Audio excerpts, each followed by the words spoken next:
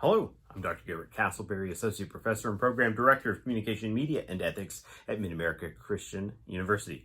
I'm here to talk to you all about COM 4513, Digital Persuasion in the Social Media Age. Digital Persuasion in the Social Media Age is a course that it seeks to combine some core themes in our communication, media, and ethics discipline at MacU, and I am here to preview that philosophy as well as the course readings that we are looking at in this class together.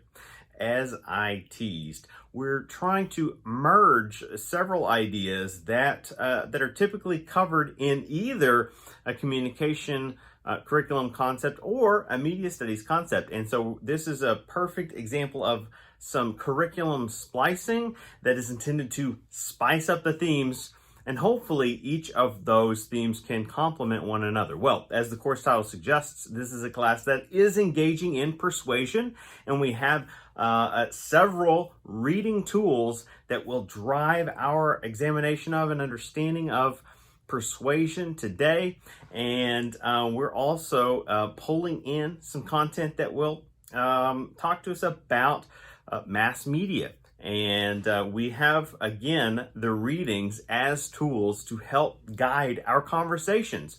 This is a course that's pretty driven by student input and student conversations. Okay, so that is an important step that we want to cover up front. We want to let you know that. So if you haven't obtained those books, get a hold of a copy ASAP, because your input is going to drive our conversation each and every week.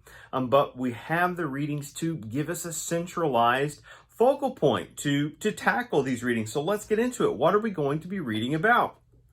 Well, if the digital age is teaching us anything, it's that the world is more connected than ever. Even if sometimes we think we're in different spaces, mentally, intellectually, ideologically, right? The internet and these technologies continue to bring us together. Well, let's read about that in one context, a context that's presented to us by author Lane Crothers, and that would be through his 4th edition of Globalization in American Popular Culture. Previously, we've used the 3rd edition in a number of these classes, but we're excited to be embracing the 4th edition because like we're experiencing in real life, Crothers updates his commentary to account for many changes in society. Popular culture is a universal language, as we will see, more than say English or Mandarin, right?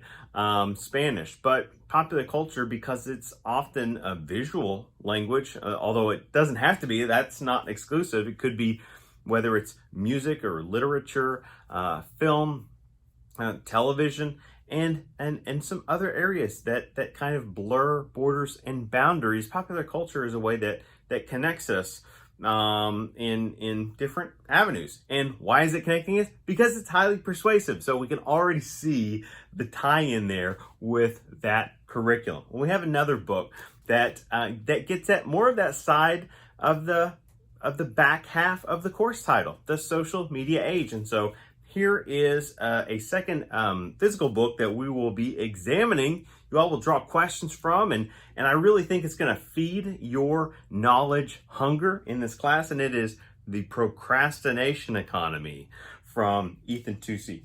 And you all should get a different conversation strand that is also about media, but about different types of media. And really, it's going to get into maybe even the business side of big media and what that means, and how it too is a highly persuasive unit that seeks to establish and sustain a marketplace. Finally, we're going to be looking at a book that for most of you, it's likely only available as an e-publication, but it is perhaps our longest and most diverse book yet. It is Implications and Innovations of Narrative Persuasion. Okay, and so this is what we call an anthology.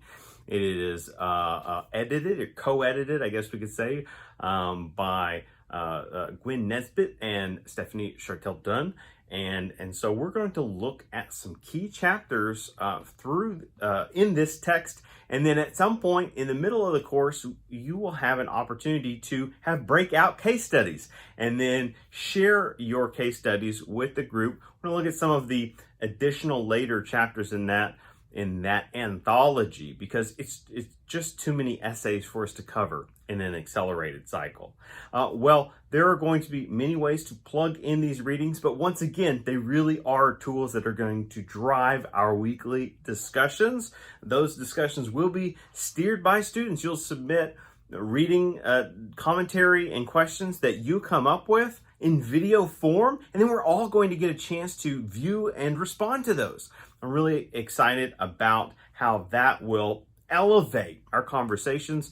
And then we do have a written discussion each week. But I hope you will find that this course allows us to both learn and kind of take a breath after some of the more incredibly rigorous accelerated courses that we offer here, and definitely look forward to learning more about persuasion, right? How signs, symbols, words, messages move us and move through us, as some communication scholars would suggest.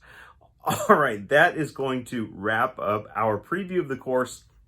And whether I am facilitating this particular section or another of our online faculty, we look forward to shepherding you all, and we're excited for your ideas. Thank you for listening.